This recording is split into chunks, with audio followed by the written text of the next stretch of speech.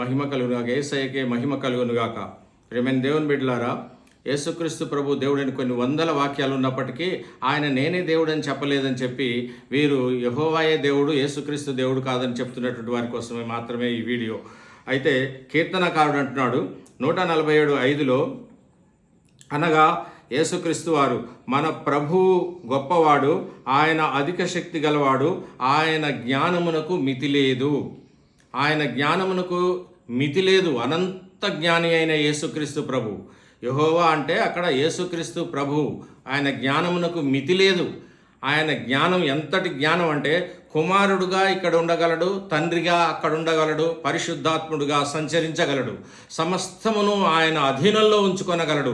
అంతటి గొప్ప శక్తిమంతుడైన దేవుడు మన కొరకు దిగివచ్చి రక్తం కార్చి మన కొరకు ప్రాణం పెట్టి మనల్ని రక్షించడానికి వచ్చినటువంటి దేవుడు కాదంటే ఎంత అవివేకమే ఆలోచించండి. ఆయన అనంత జ్ఞానం కలిగినటువంటి వాడు. 1 సమూయేలు 2:3 యెహోవా అనంత జ్ఞాని యగు దేవుడు, ఆయనే క్రియలను ప్రతి వాని క్రియలను పరీక్షించువాడు.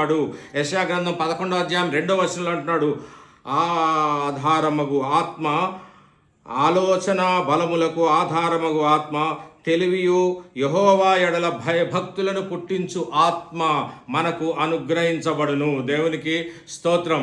ఇట్టి ఆత్మ, ఇట్టి జ్ఞానాత్మను మనం పొందుకోవాలంటే అప్పుడే యేసుక్రీస్తు ప్రభు దేవుడిగా మనకు ప్రత్యక్షమవుతాడు. ఇంకా చూపిస్తున్న 1 కొరింథీ 1:22లో, గ్రీసు దేశస్థులు జ్ఞానమును వెదుకుచు యేసయ్య వద్దకు వచ్చి, ప్రభువా మాకు జ్ఞానం కొదువుగా ఉన్నది, జ్ఞానం దయచేయమని అడుగుతున్నారు. యాకోబు పత్రిక 1:5లో అడుగుతున్నాడు. ఎవనికైనను, యేసు ప్రభు స్పష్టంగా చెప్పాడు, ఎవనికైనను జ్ఞానము కొదువగా ఉన్న ఎడల వాడు నన్ను అడగవలను, వాడికి పుష్కలంగా జ్ఞానమును దయచేస్తాను. దేవునికి స్తోత్రం.